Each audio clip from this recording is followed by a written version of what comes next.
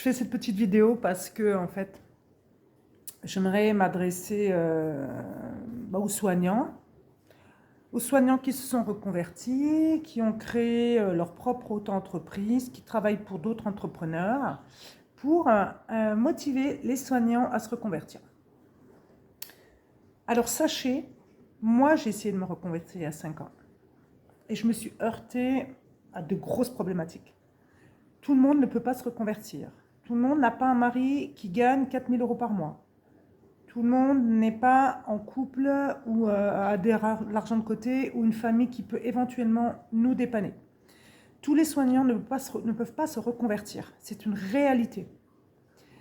Alors, en plus, donc dans un premier temps, on peut considérer ça.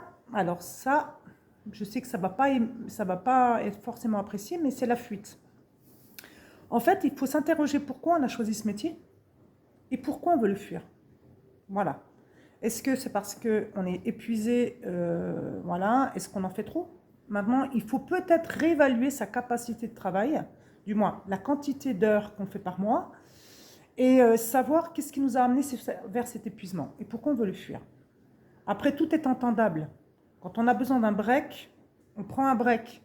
Mais il ne faut pas forcément fuir le métier. Ce que j'ai tenté de faire, bien sûr, à plusieurs reprises. Donc, c'est d'essayer d'évaluer donc ce qui nous a amené, comme je vous disais, à cette fatigue. Est-ce qu'on respecte nos limites? Est-ce qu'on sait dire non à un employeur? Est-ce qu'on sait dire non à des collègues? Est-ce qu'on travaille trop parce qu'il faut payer les cadeaux de Noël, il faut payer 10 cadeaux par enfant? J'extrapole, mais c'est un peu ça, hein. En fait, des fois, on en fait trop pour apporter trop de confort qu'on n'a pas forcément besoin. Deuxièmement, la reconversion. Pourquoi on se reconvertit? C'est ça, en fait. Si l'intention de départ, c'est pour fuir son métier, ça ne marchera pas. Si l'intention, c'est vraiment parce qu'on a fait le tour du métier de soignant et qu'on veut faire autre chose, là, l'intention est plutôt saine. C'est pour ça que moi, je m'adresse également aux centres de formation qui essaient d'aider les soignants à se reconvertir. Ok, mais là, hormis le fait de leur rajouter une charge supplémentaire pour des frais de formation pour se reconvertir, ils vont avoir des gros problèmes financiers pour payer leur crédit maison, payer leur crédit voiture, pouvoir assumer la charge des enfants. Il ne faut pas oublier qu'en fait, la reconversion, c'est pas rien, quoi. Donc moi, aujourd'hui, sans prétention, et puis même pour le système de santé, je ne suis pas forcément pour la reconversion, hormis si vraiment l'intention de départ est saine. Mais quand tu as choisi ce métier, c'est un métier qui est noble, le métier de soignant. Vraiment. En fait, c'est surtout de savoir poser ses conditions, ses limites. C'est surtout ça dans ce métier.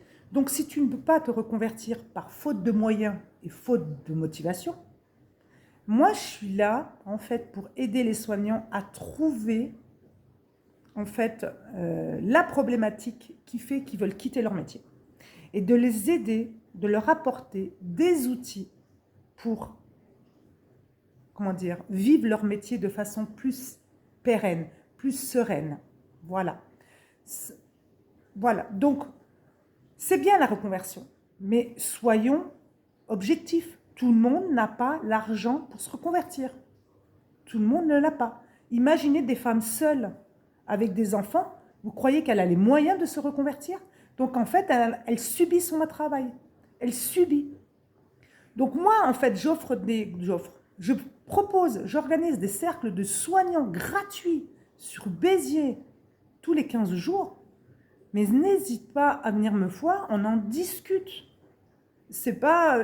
alors surtout pour des gens qui n'ont pas les moyens, on en discute. C'est faisable. Voilà. Donc ma vidéo est un peu longue, mais je pense qu'elle va se servir. Voilà. Courage à toi, les soignants.